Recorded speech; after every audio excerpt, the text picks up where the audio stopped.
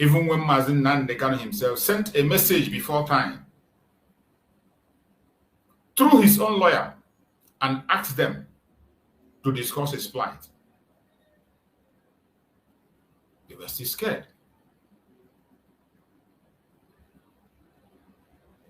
And the person they brought from South Africa came and spoke, and he never mentioned his fellow activist who's been detained in Nigeria, who has even won his own case. He wasn't bold enough to ask questions about him. Why is he still in detention? Tell me, why is it that Julius Malema dodged the case of Mazen Nandekano, never spoke about Mazen Nandekano's plight? That is why I tell you, all these people that call themselves activists, I don't trust them, not one bit, because none of them is sincere in what they are doing. It's about just their personality presenting themselves. And this same person that is going around, they are praising and shouting. Go and see what his people are doing to other Africans. Go and see what the South Africans are doing against other Africans in South Africa. I saw a video where they went up to the hospital. They were chasing people away from their hospital. People of African descent, they were chasing them away from that. They are not supposed to be in that hospital. They told the doctor, just give them a medicine and allow them to go and chase them out. So many videos, which I would, let me see if I can find some of those videos for you to see what is happening in South Africa. They went and brought someone who could speak eloquent. At the same time, left the case of Mazen Nandekano.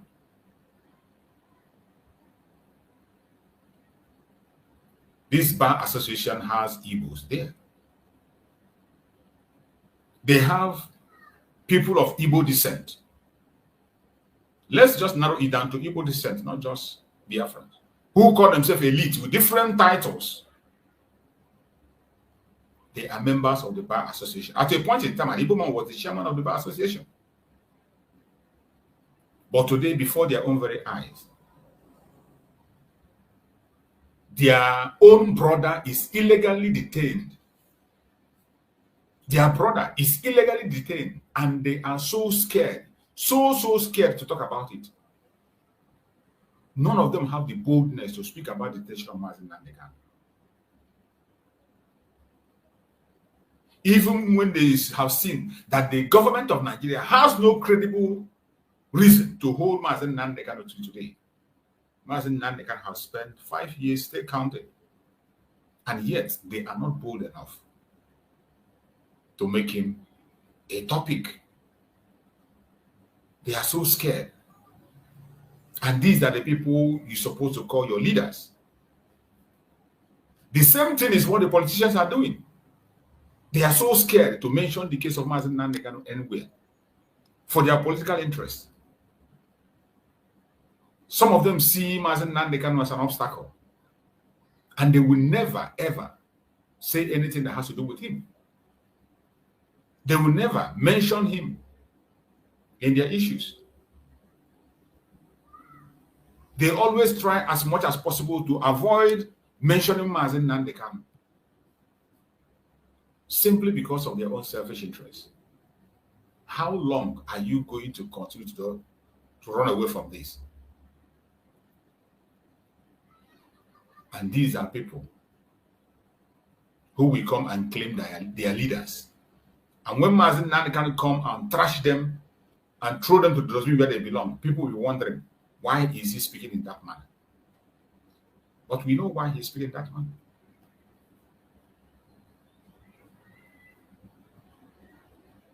Even upon the fact that Mazen Nandekano still has to come and remind them.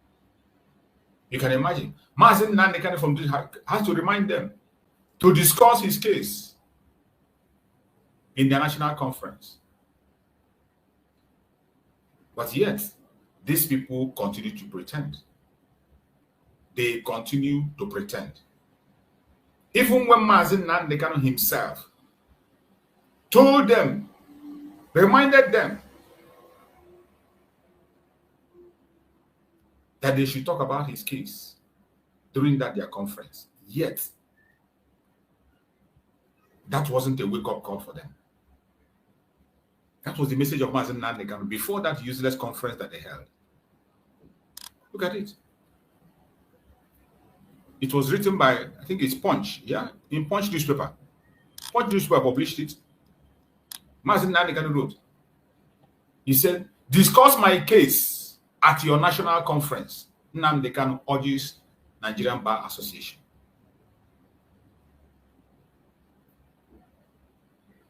Even when he reminded them.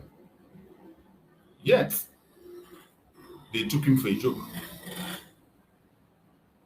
The most painful is the people that call themselves Igboists. You might not blame Julius Malema, because myself, I know his own line of, I never believe in that line of thoughts that he's carrying about, talking about Africa, when your own people have not been able to embrace Africa.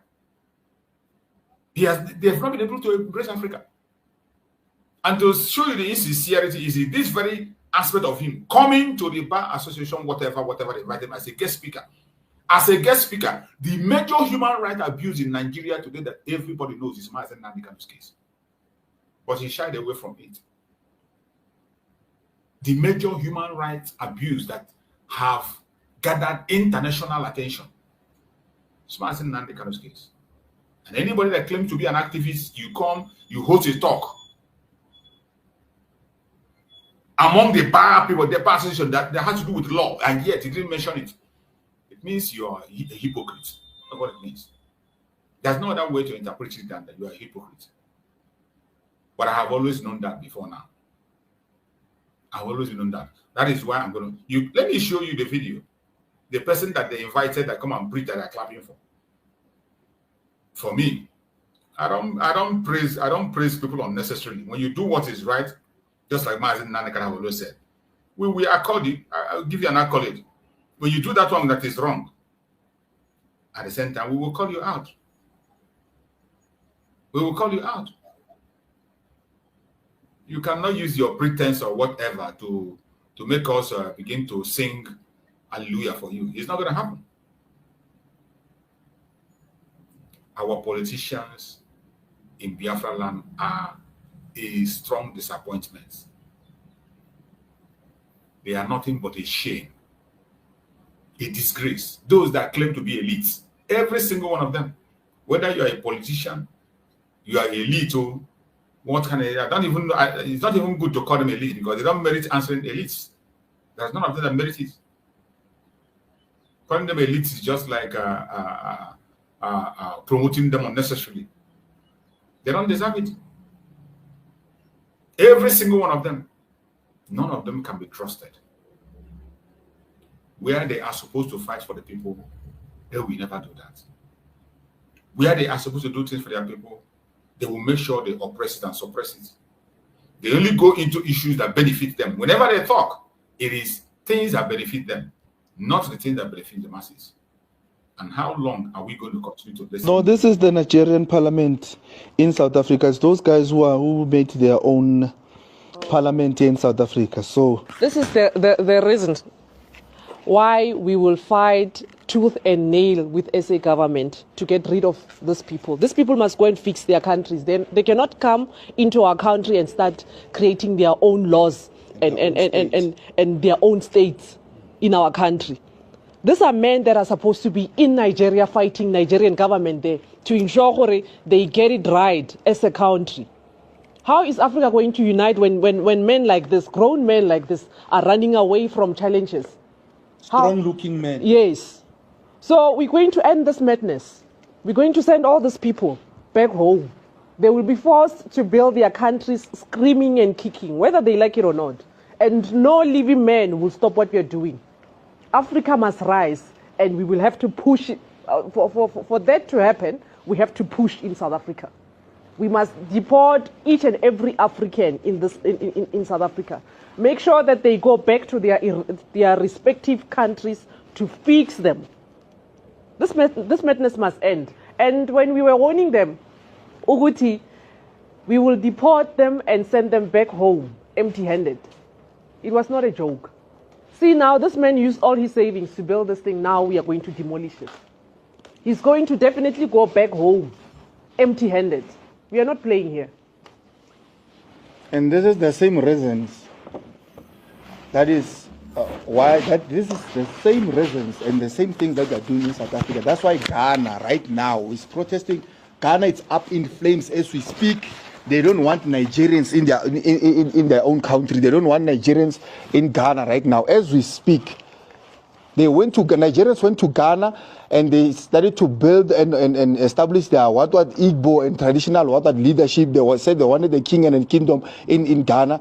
Ghana doesn't want them now. Now they are in South Africa. They want to build their own government. Same thing they're doing in Ghana.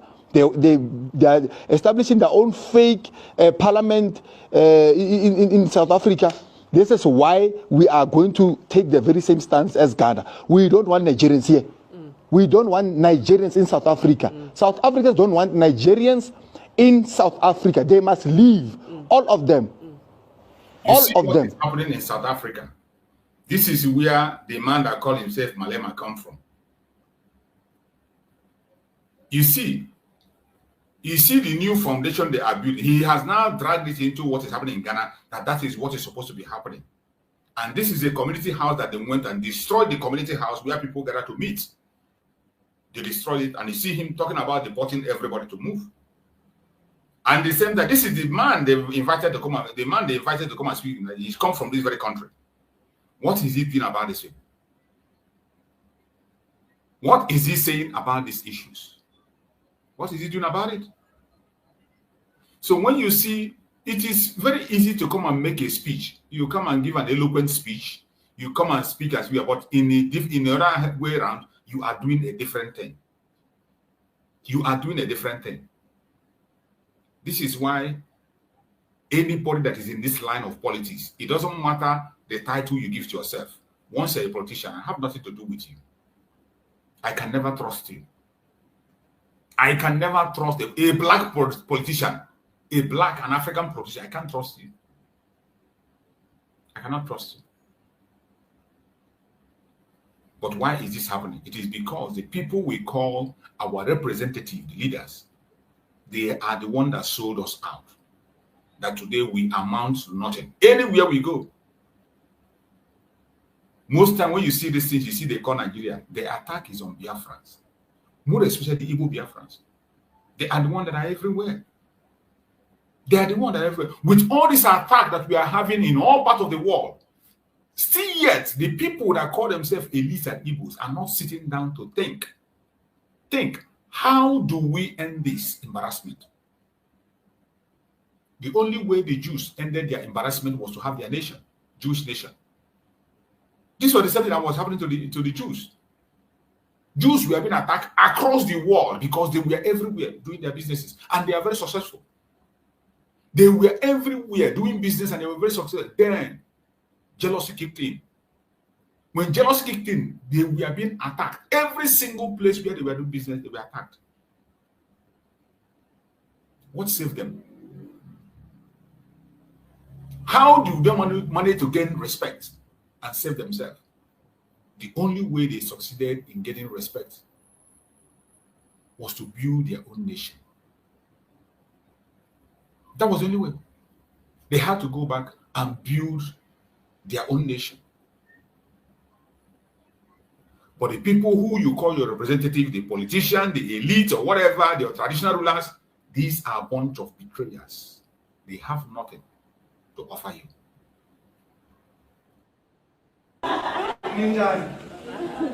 This is another one, South Africa. We are kindly asking, if you know that you are not a South African citizen, may you please stand up and leave our hospital. If you know that you are not a South African citizen, may you please stand up and leave our hospital. Are you hearing that?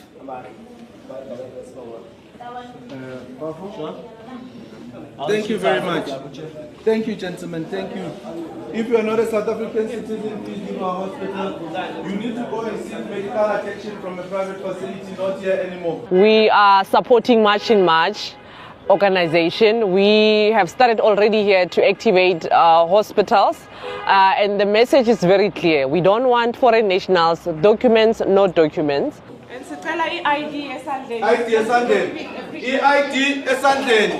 This It's specifically to the MECs of health and the Minister of Health.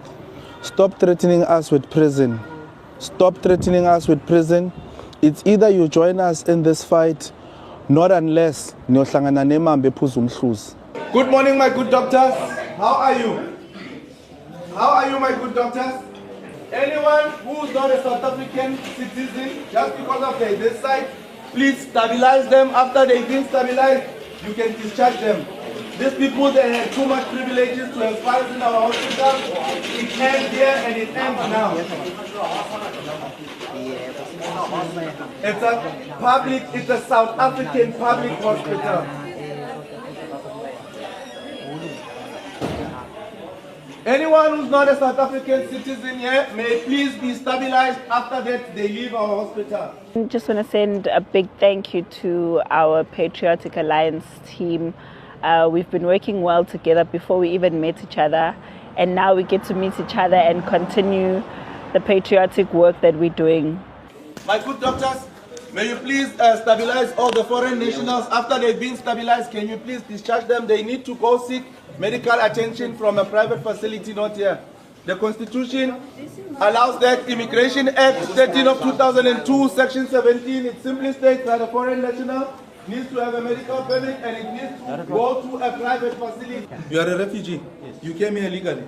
They could have directed you to the camp. Yeah. So they could have, whoever who allowed you to be a refugee here, not unless you bought your document. So whoever who allowed you here. Whose problem is it? If I'm not South Africa doesn't even have even a single doesn't have a refugee camp. I'm not in the camp. Whose problem is it if I'm not let me answer you then. Who's the camp so I can go to? Okay. Which country do you come from? I'm from Congo. Congo. You're from Congo. What is the nearest country to Congo?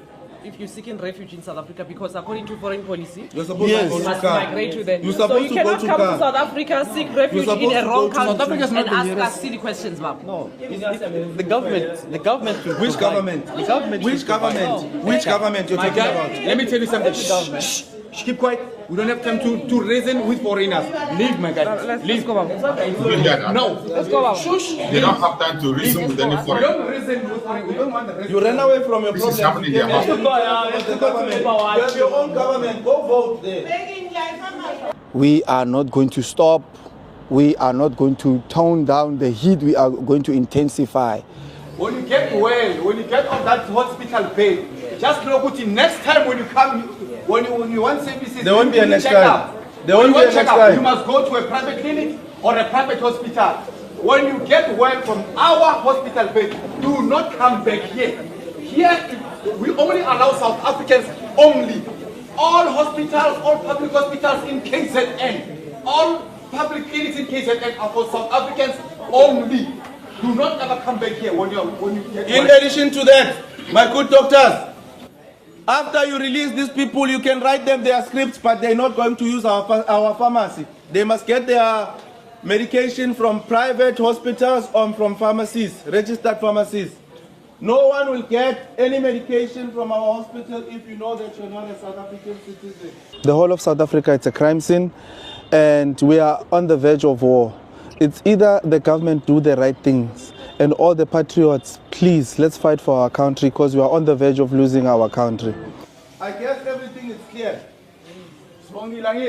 And my good doctors and good nurses, from now onward, you are not going to see anyone, whether they have asylum permit or whatever. Anyone who does not produce a 13-digit ID that ends with a number that starts with a 08 and another number. You don't see those people. You only see those. But if a person don't have a 13-digit ID that ends with 08 and another number, you don't see that person anymore. The Constitution of this country allows that. No foreign national will get medical help from this hospital as of now. If anyone here is a foreigner, please stabilize them and release them out of our hospital. We'll be outside and we are coming to check. And next time they won't even gain entry. We will be stationed outside. Every day. The mind is. It is We started at King Dinuzulu Almighty Malema. Hospital this morning, and we have moved to Eddington Clinic, where we're continuing with the operation and to ensure compliance. Like I said, we don't want foreigners in our public healthcare facilities, be it the hospitals or clinics. They must go use or utilize private hospitals. From now on, just know that you must prepare your home country to receive you. So, yeah, KZN is for South Africans. I just want to get it out there. KZN, please expect the unexpected, because we are not backing down for no one. Mr. President, we're not backing down. SAPS, we're not backing down. Metro, we're not backing down. We are going forward, march and march until we win. I think some of you might sit and watch this wherever you're watching it from and think it's easy. It's really not. And we need as many of you to come on board as possible, because there's a serious problem that we have in the country. And some of you might look at this and think it's just clinics or healthcare. It's bigger than that.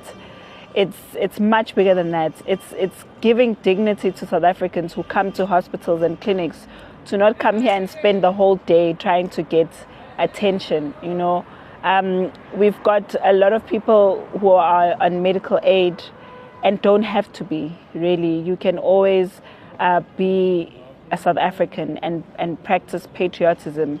So don't only want to reap the rewards of what we're doing today, but also be a part of it. So we're calling each and every one of you to also play your part in your communities. You don't even have to join us. Just in your community, make sure you are not buying from illegal immigrants. You're not investing in their businesses. You're not compromising yourself by giving them your IDs, your documents, your place of residence. And you're not assisting them in any way, because that is a crime, by the way, that you are committing. So we're very happy to see more and more patriots on the ground speaking the same message. And we're very happy to see the team, Victoria, Trevor, Tabo, everyone here, all the way from Johannesburg to help us and spread the message, because it's not going to stop now. You can see the movement that is happening in South Africa. We are Julius Malema, who always come and preach to you Pan-Africa, Pan-Africa, Pan-Africa, making noise everywhere. That the Bar Association invited, that came and spoke as an activist and never mentioned Mazen Nandekano in his speech. Some of us don't understand. But I don't blame him. But I ask, those that claim to be the leaders, the politicians, the elites, any one of them that will come across this video, I want to ask them, how do they feel when they hear that there is an attack against their people across the board? Igbo elite, more especially those idiots that claim to be Igbo elites, because I know we don't have any elites. Those politicians who claim to be the representative, those traditional rulers, what is the true role of an Igbo leader? I am asking. What is the true role of an Igbo leader? Who do they rely? Who do they really serve? Who do they really serve? Is it the people, or are they serving the oppressors?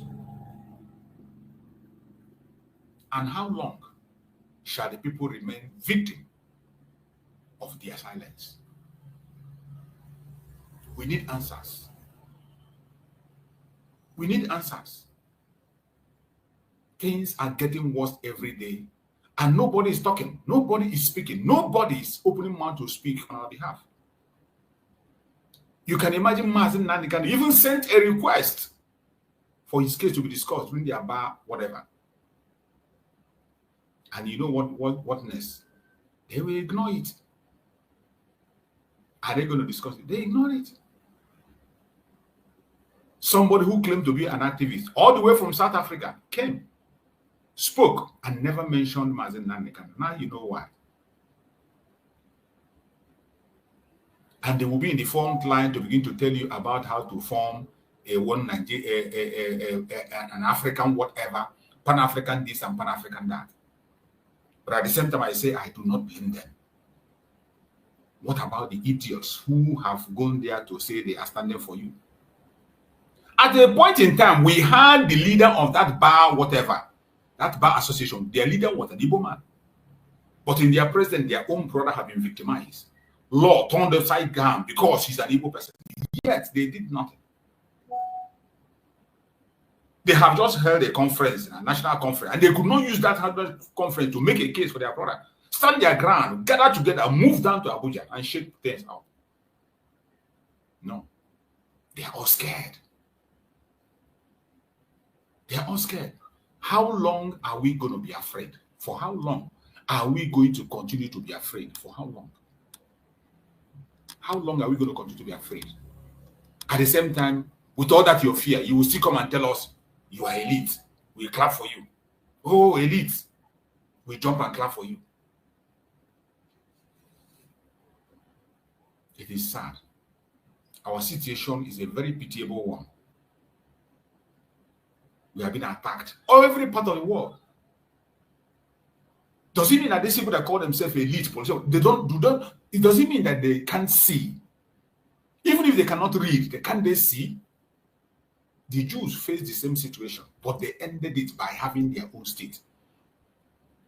Today, there is no Jewish man that is going anywhere to go and beg you that he wants to do this or do that. They go out for investment, and in every part of the world, they still have their investment intact, and they go back home. If you mess up, they fold up, and when they leave, you know they've gone. You will feel the impact. When they leave, you don't even have to tell them to go. When you begin to mistreat them, they will fold their business before your own very eyes, take everything, and they walk away. The other day we were speaking here, you heard how my beloved sister Ijeoma spoke on this platform. The way the Jewish do their business. That before they make their investment, before they deal with you, they will ask you your route. No, whether if their money is going into the hand of the right people. They will find out who they are putting their money in their hand. Because they cannot be sponsoring their enemy. But what we see today are people who claim to be leaders and elite politicians, who claim to be your representative, in the front line of making sure that your voice is not heard. The loss of life we are seeing today, the atrocities we are seeing today, is being superheaded and led by these people who are supposed to represent you. You can imagine the situation of that lady, the girl who they stripped naked, the so-called vigilantes de form, strip a lady naked in the public for no just cause, for no reason, nothing, just like that. And instead of the government to fight for her, they came to give one of their useless, the worst speech I have ever seen. Let me see if I can find that speech. The press release that they made. The stupid press release that they gave. Obtain statements from the suspects and equally obtain statements from the coppers. And we told the coppers the next step we were to take, which was to hand them over to police for investigation. However, the coppers, especially this particular one in the video that is trending, with her parents, somebody who called and said he was the father, pleaded with us that for the sensitive nature of that video, that they wouldn't want the matter, they wouldn't want us to hand them over to police for prosecution. And in their own word, that... Did you hear that? That the youth covered the strip naked. That her parents say that for the sensitive nature of the video, that they should not hand the people over to the police. Why would you be bringing such kind of idiotic statement out? For what? This is not just a crime against the lady herself. It's a crime against the state. The security outfit that assuming you formed it to protect the people, and the security outfit to destroy your name, turn against, to begin to kill the people you are supposed to protect. It's a crime against the state. You don't need anybody's permission to detain them or sack them or jail them. You don't need permission from anybody. But here, they are trying to tell us why they did not arrest them when they are supposed to arrest them, why they still left them roaming about. And even as I tell you, they didn't still take them.